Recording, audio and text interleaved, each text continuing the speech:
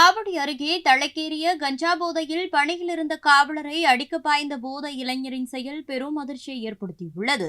தற்போது இது தொடர்பான வீடியோ சமூக வலைதளத்தில் வைரலாகி வரும் நிலையில் தமிழக அரசை தாக்கி பலரும் கருத்து பதிவிட்டு வருகின்றனர்.